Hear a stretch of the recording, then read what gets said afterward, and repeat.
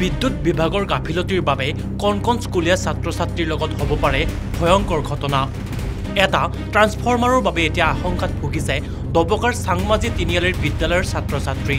কিয়নো বিদ্যালয়খনৰ মাত্ৰ 20ৰ পৰা 30 মিটাৰ দূৰত্বত আছে এটা ডাঙৰ বিদ্যুতৰ ট্ৰান্সফৰ্মাৰ। কিন্তু ট্ৰান্সফৰ্মাৰটোৰ চাৰিওকাষে নাই কোনো বেৰিকেড। অলপ ধুমুহা বৰষুণ দিলেই বিদ্যুতৰ ট্ৰান্সফৰ্মাৰটোৰ পৰা সৃষ্টি হয় জুইৰ ফিৰিঙতি। কিন্তু এতিয়া এক প্ৰশ্ন, স্কুলীয়া ছাত্ৰ-ছাত্ৰীৰ লগত কিবা দুৰ্ঘটনা হ'লে কোনে ল'ব এই দায়িত্ব? বৰ্তমান বিদ্যালয়খনৰ প্ৰধান শিক্ষকৰ লগতে ৰাইজৰ অভিযোগ। বিদ্যুৎ বিভাগক বাৰম্বাৰ অভিযোগ দিয়াৰ পিছতো নাই কোনো গুৰুত্ব। এতিয়া ৰাইজ আৰু বিদ্যালয়খনৰ প্ৰধান শিক্ষকে ট্ৰান্সফৰ্মাৰটোৰ চাৰিওকাষে বেৰিকেডৰ ব্যৱস্থা কৰি দিয়াৰ বাবে বিদ্যুৎ বিভাগক জনাইছে আহ্বান। চাংমাজি প্ৰাথমিক বিদ্যালয় হয় এখন, আৰু এই বিদ্যালয়ৰ একেবাৰে ওচৰতে এটা ট্ৰেন্সমিটাৰ আছে, বহল ট্ৰেন্সমিটাৰ।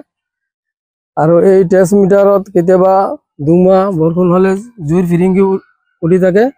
কেতিয়াবা যদি আমাৰ সৰু সৰু ল'ৰা ছোৱালী লেজাৰৰ সময়ত যদি আহি কেতিয়াবা যদি হঠাৎ হাত দি দিয়ে কোনোবাই, তেতিয়াহ'লে অঘটন ঘটি যাব পাৰে।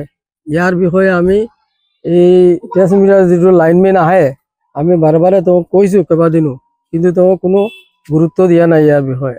তেওঁ কৈ যায় আমাক যে ঠিক আছে বাৰু, ইয়াত আমি প্ৰটেকশ্যন দিম, কিন্তু আজিলৈকে দিয়া নাই।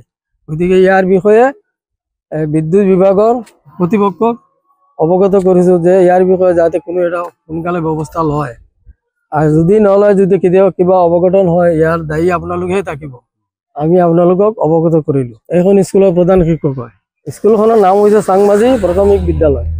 হয়, নিশ্চয় অভিযোগ দিয়া হৈছিলে, কিন্তু অভিযোগ দিয়াৰ পিছতো ইয়াত কোনো অহা নাই আৰু ইয়াৰ কোনো গুৰুত্ব দিয়া নাই। সেইকাৰণে আমি জনাব বিচাৰিছোঁ, ইয়াতে বহুত ল'ৰা ছোৱালী স্কুলত অহা যোৱা কৰে। লেজাৰৰ সময়ত সিহঁতে একদম ট্ৰেন্সমিটাৰটো ওচৰত আছে। যদি কিবা অঘটন ঘটি যায়, তেনেহ'লে ইয়াৰ দায়িত্বটো কোনে ল'ব? সেইকাৰণে আমি জনাব বিচাৰিছোঁ, এইটো যেনেকৈ পাৰে সিহঁতে আমাৰ এইটো গৃহ ব্যৱস্থা লোৱাৰ কাৰণে। অন্যান্য বাতৰিৰ বাবে চাই থাকিব নিউজ ডেস্ক ৰিপৰ্ট।